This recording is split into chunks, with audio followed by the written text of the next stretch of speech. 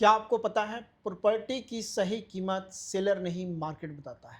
Property कभी भी सस्ती मिले तो उसकी वैल्यूएशन और लीगलिटी जरूर चेक करें। प्रॉपर्टी मार्केट का फंडा आपको पता है तो 50 लाख की प्रॉपर्टी में 5 लाख आपका बच सकता है। इसके लिए पूरी वीडियो देखें। नमस्कार, मैं खुशबू चौहान स्वागत करती हूँ आपका favourite YouTube channel defence reality group में। दर्शकों, आइए मिलते हैं डिफेंस रियलिटी ग्रुप के एमडी मिस्टर राकेश शर्मा जी से। खुशबू, बहुत धन्यवाद और आभार आपका। तो शुरू करते हैं आज का जो हमारा डिफेंस प्रॉपर्टी मंत्रा का खास सेगमेंट है, जिसमें हम संडे को दर्शकों के सवालों के जवाब देते हैं। तो शुरू करते हैं फेवरेट सवाल जो दर्शकों के हैं। सबसे पहला सवाल, प्रॉपर्टी की असली कीमत कैसे पता करें? इसका जवाब मैं दूंगा कि प्रॉपर्टी की कीमत हमेशा मार्केट देता है, सेलर डिसाइड नहीं करता।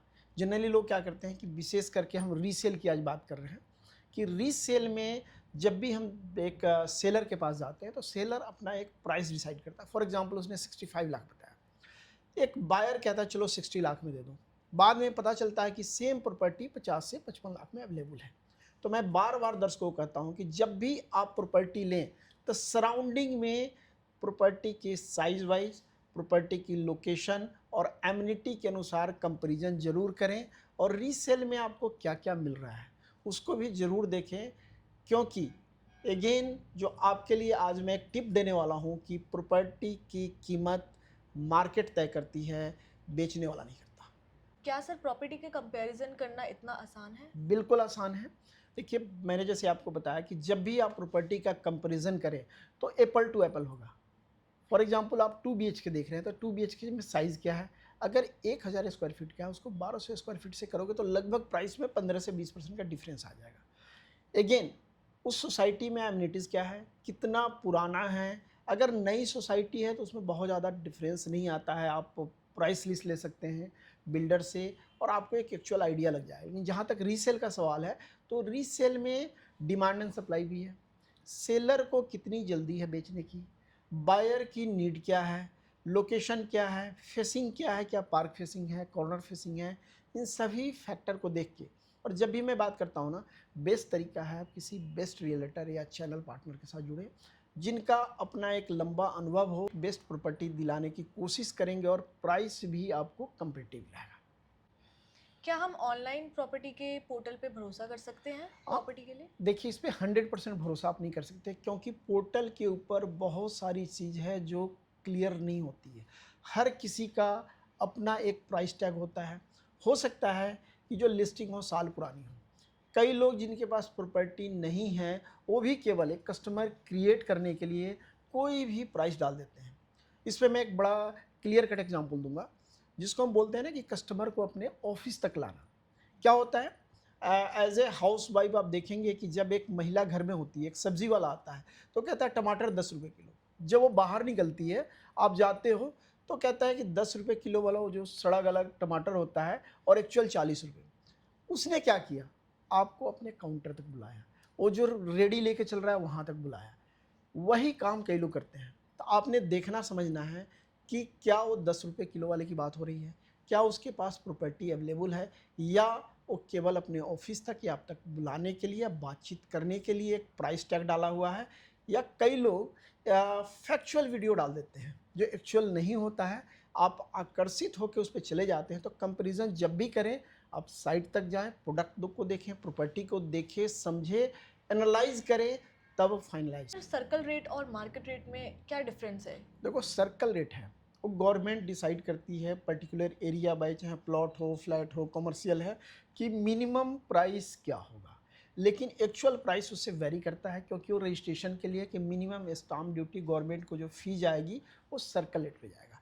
मार्केट रेट अगेन मैंने बताया कि मार्केट पे डिपेंड करता है कि अवेलेबिलिटी कितनी है, अगर रीसेल में है, कितनी पुरानी प्रॉपर्टी है, उसके अंदर एमिनिटी क्या है, सोसाइटी के अंदर क्या फैसिलिटीज़ है, क्या वो फैसिलिटी प्रोवाइड हो रही है, और इसके साथ साथ मार्केट में वैल्यूएशन क्या चल रहा है।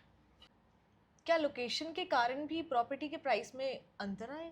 डेफिनेटली रियल एस्टेट को सबसे ज़्यादा प्रोडक्ट को प्रभावित करता है तो लोकेशन है। फॉर एग्जांपल, चाहे कोई प्लॉट है, लोकेशन वाइज एक मेन हाईवे पे है, एक अंदर है, दोनों के प्राइस में डिफरेंस रहेगा 30 से 40% का। अगर वही लोकेशन और अंदर चला जाएगा तो प्राइसेस हो सकता है 15-20% और नीचे मिल जाए। उसी तरह जब हम फ्लैट की बात करेंगे, अम्यूनिटी के साथ साथ अगर लोकेशन प्राइम लोकेशन है, कॉस्ट ज़्यादा होगा। हम कंपेरिजन करेंगे, अगर हम ट्राई सिटी की बात करें, PR7 पे कोई भी प्रॉपर्टी होगा उसका कॉस्ट ज़्यादा होगा। जितना एयरपोर्ट के पास होगा कॉस्ट ज़्यादा होगा, जितना मोहाली के पास आएगा कॉस्ट थोड़ा कम होगा, लेकिन जीरकपुर की तरह जाएगा और कम होगा। तो डेफिनेटली लोकेशन एक बहुत बड़ा फ़र्क डालता है बाइंग में और उसके कॉस्ट में। प्रॉपर्टी में हिडन कॉस्ट क्या होता है? हिडन कॉस्ट में बहुत सारा चीज़ आता है। फॉर एग्जांपल मैं पहले बात करता हूँ रीसेल में। अगर रीसेल में कोई प्रॉपर्टी ले रहे हैं आप, तो क्या उसके ऊपर लोन है, लोन क्लियर हुआ है कि नहीं, क्या उसके ऊपर कोई मेंटेनेंस चार्जेस ड्यू है जिसको पहले जो सेलर है उसने पे नहीं किया, आपको पे करना पड़ेगा, सोसाइटी चार्जेस, मेंटेनेंस चार्जेस, कोई ड्यू डिलिजेंस है, वो सारी चीज़ क्लियर। अब हम नई प्रॉपर्टी में आते हैं, तो उसमें केवल फॉर एग्जांपल आपने एक फ्लैट देख लिया, पर स्क्वायर फीट 5000 का, उसके साथ फ्लोर चार्जेज आता है, नेक्स्ट आता है कॉर्नर, पार्क फेसिंग उसको हम बोलते हैं, प्रेफर्ड लोकेशन चार्ज। तो ये तो एक नॉर्मल चार्ज आ गया। इसके अलावा भी मेंटेनेंस चार्जेस क्या है, क्या बिल्डर आपसे 1 साल 2 साल 3 साल का मेंटेनेंस इकट्ठा ले रहा है। साथ साथ वहाँ पे आज के टाइम में अगर फ्लैट है, कमर्शियल है, तो गैस पाइपलाइन का चार्ज है, पावर बैकअप का चार्जेज है। इन सब चीज़ों को पहले देखना और समझना आपके लिए बहुत इंपॉर्टेंट है, कारण कि ये पेमेंट आपको करना पड़ेगा, वो आपके एडिशनल कॉस्ट में ऐड हो जाएगा। इसके साथ ही रजिस्ट्रेशन चार्जेस, ये भी इम्पोर्टेंट है। और जब लोन लेते हैं तो लोन का भी एक चार्ज होता है, डिसबर्समेंट चार्जेज, उसके अलावा मॉर्गेज कराने का और एडवोकेट फ़ी, इन सबको कैलकुलेट करें, तब उसके बाद फाइनलाइज करें। प्रॉपर्टी की फ्यूचर वैल्यू कैसे कैलकुलेट करें? देखो, फ्यूचर वैल्यू के लिए ना बहुत इंपॉर्टेंट है, क्या आप एंड यूज़र हो, आप रहने के लिए खरीद रहे हो तो बहुत ज़्यादा ज़रूरत नहीं, क्योंकि आपकी क्या नीड को पूरा कर रहा है। इन्वेस्टमेंट की सोच रहे हैं तो आपको फ्यूचर वैल्यू देखना बहुत ज़रूरी है। इसमें कई फैक्टर हैं, जिसमें सबसे जो मेन फैक्टर है कि आने वाले टाइम में वहाँ डेवलपमेंट क्या होगा। इसके साथ जो एमिनिटी बिल्डर द्वारा कही जा रही है, ब्रोशर में है या कमिटमेंट है, क्या वह पूरा होगा। साथ ही साथ कितने टाइम पे आपको, चाहे प्लॉट हो, फ्लैट हो, कमर्शियल, हैंडओवर होगा, इनसे भी फ्यूचर वैल्यू डिसाइड होता है और इसको ज़रूर ध्यान रखना चाहिए। साथियों, रियल एस्टेट में फ्यूचर वैल्यू को एजम्पशन पे कभी नहीं लेके चलना चाहिए, उसको रिसर्च वर्क और एक वेल एस्टेब्लिश रिलेटर के साथ बैठ के समझ के इवेल्युएट करना चाहिए। क्या सर आप बायर के लिए कोई टिप देना चाह रहे हैं? हाँ, स्पेशली आज ना 5 टिप्स फार्मूला मैं दे रहा हूँ, जब भी कोई प्रॉपर्टी आप परचेज करते हैं, इससे आपको काफ़ी फ़ायदा मिलने वाला है। जैसा हमने वीडियो के शुरू में बताया था कि अगर आप हमारे इस टिप को अच्छी तरह से समझेंगे, एनालाइज करेंगे, तो 50-60 लाख की प्रॉपर्टी में आपको 4 से 5 लाख का फ़ायदा होगा। आपके लिए सबसे पहला टिप है कि जब भी कोई प्रॉपर्टी परचेज करें तो उसके सिमिलर प्रॉपर्टी को कंपैरिजन करें, एनालाइज करें, उसको देखें, समझें, एक्चुअल प्राइस और ट्रांजैक्शनल प्राइस के अंतर को समझें। कई बार जो आपको एक्चुअल प्राइस बताया जाता है, जब हम ट्रांजैक्शन करते हैं, बैठते हैं, टाइम में आप पेमेंट देंगे, पेमेंट का मोड क्या होगा और सेलर की कितनी हम बात करते हैं ना कि जल्दी पेमेंट की ज़रूरत है, कई बार उसके ऊपर भी प्राइस काफ़ी वेरी कर जाता है, आपको सस्ती प्रॉपर्टी मिल जाती है।